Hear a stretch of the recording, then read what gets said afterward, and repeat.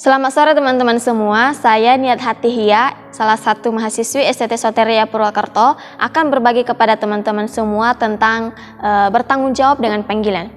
Setiap kita punya pandangan kedekatan dengan Tuhan yang berbeda-beda. Ada yang merasa dirinya dekat dengan Tuhan, mengenal baik Tuhan, dan ada juga yang merasa dirinya tidak dekat dengan Tuhan, atau merasa Tuhan tidak peduli dengan dirinya. Saya tidak menyalahkan kita yang memiliki pandangan ini tentang relasi, hubungan dengan Tuhan, karena itu pribadi setiap kita dan itu free will atau kebebasan semua untuk memberi pandangan tersendiri dengan kedekatan pada Tuhan.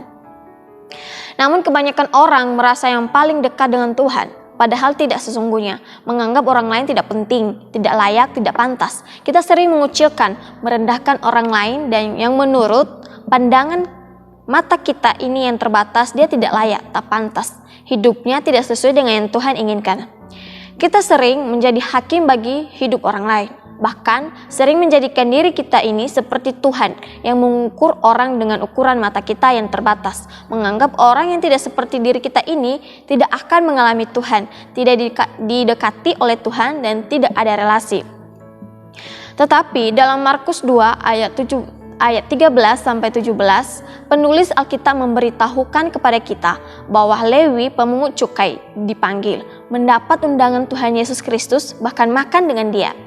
Dalam Markus 2 ayat 13-17, penulis Alkitab juga memberitahukan kita bahwa ahli Taurat dari golongan Farisi memprotes Yesus yang makan dengan pemungut cukai, yaitu Lewi.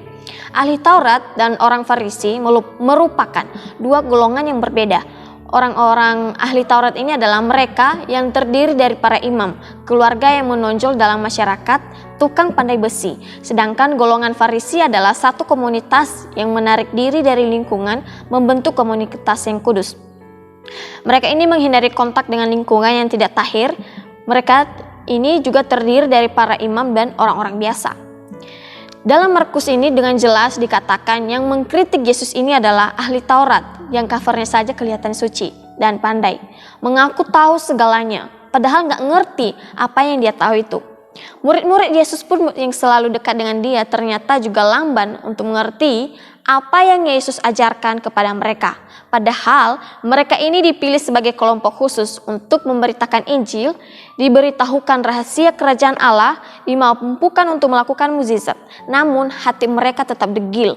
Pada saat Yesus meredakan angin ribut atau badai, murid-murid tidak meminta tolong kepada Yesus. Malah bertanya, apakah Yesus tidak peduli dengan keadaan kita? Sedangkan Lewi pemungut cukai yang tidak dekat, tidak mengenal siapa Yesus itu sendiri, tidak selalu bersama-sama dengan Yesus, didekatin sama Yesus, bahkan sampai makan bersama dengan Yesus. Pertanyaannya, apakah orang-orang yang kelihatan dekil ini, yaitu Lewi, seorang pemungut cukai, mengenal Tuhan Yesus? Tidak juga. Jadi apa ada syarat orang untuk bisa dekat dengan Tuhan atau mendapat undangan?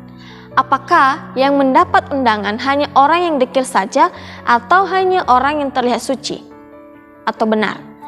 Seringkali kita ini senang terima undangan atau suka dengan undangan, tetapi untuk memenuhi kewajiban sebagai undangan kita tidak suka. Misalnya kita mendapat undangan untuk datang ke kondangan, maka sebagai undangan yang sadar akan siapa dirinya, kita siapkan ampau.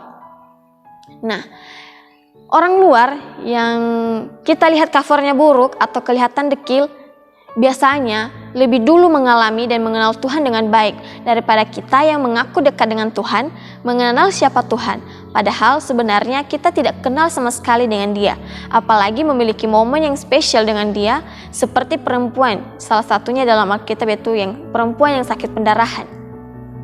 Jadi buat apa kita kenal, dekat, kalau pada kenyataannya kita tidak mengalami Tuhan, tidak mengetahui kewajiban kita sebagai undangan, orang yang dekat dengan Tuhan? Buat apa? Tuhan Yesus datang dan memberi undangan bukan hanya untuk orang-orang yang covernya bagus, suci, menjalankan ritual keagamaan tiap hari, tapi dia juga datang buat saya dan saudara semua yang covernya jelek di mata orang. Tuhan Yesus juga ada dan memberi undangan bagi teman-teman yang merasa hidupnya hancur, dianggap sampah masyarakat, dianggap benalu, dan siapapun kita, Tuhan ada dan dekat dengan kita. Hanya saja, apakah saudara sadar dengan kedatangannya di dekat saudara? Apakah kita merespon dia? apakah kita mau menerima undangan dan penuhi kewajiban sebagai undangan? Nah, jadi ini adalah pesan bagi kita yang bukan Kristen. Jika Anda selama ini dianggap tidak layak, berbeda dari lingkungan, dikucilkan oleh orang-orang yang mengaku mengenal Tuhan, menganggap kamu najis, sampah masyarakat, benalu, tidak perlu marah, sakit hati, apalagi berdebat dengan mereka. Cukup senyum dan ucapkan terima kasih karena sebenarnya dia hanya kenal tetapi tidak mengalami Tuhan dan punya momen khusus dengan Tuhan. Tapi sebaliknya juga, sebagai orang yang mungkin bukan orang Kristen, respon undangan yang diberikan Tuhan, jangan menjadi cuek. Pesan juga bagi kita yang Kristen, sediakan 2 cermin, taruh di depanmu dan juga di belakangmu. Bercermin dulu sebelum mengkritik orang lain dan judge orang lain. Jangan hanya bangga dengan tampilan depan saja, tetapi malulah dengan tampilan belakangmu. Karena saya percaya setiap kita pasti punya masa-masa gelap yang tidak layak. Belajarlah untuk bertanggung jawab dengan undangan yang Tuhan percayakan dengan kita. Jangan sombong dengan undangan yang kita terima. Sebab undangan yang diberikan Tuhan bukan untuk dipamerkan, dijadikan senjata untuk menghakimi orang lain, tetapi untuk direspon, dipertanggungjawabkan dengan sikap tanggung jawab pelayanan yang cerminkan sikap pengundang terhadap tamu-tamu lain juga. Sadarlah bahwa saya, saudara, dan kita semua sama-sama orang berdosa, dan Tuhan Yesus sama-sama mati bagi kita dan memberi kasih bagi kita, tidak kurang dan juga tidak lebih. Kasihnya rata untuk kita. Ingat, dekil belum tentu dekil belum tentu tidak dekil. Bisa jadi orang yang dekil adalah kita yang sukanya make up bagus, yang luarnya rapi, namun ternyata kita lebih dekil dari mereka. Sekian perenungan saya pada sore hari ini, kiranya Tuhan memberkati kita semua. Amin.